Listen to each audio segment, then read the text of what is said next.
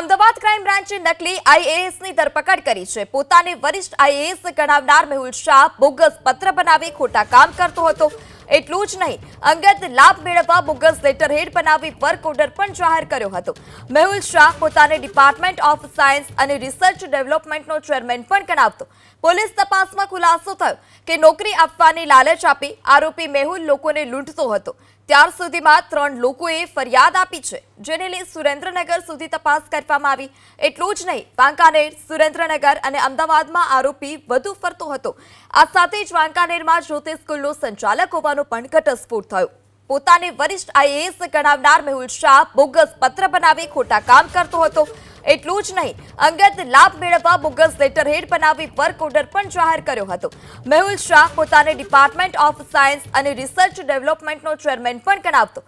Police તપાસમાં ખુલાસો થયો કે નોકરી આપવાની લાલચ આપી આરોપી મેહુલ લોકોને લૂંટતો હતો।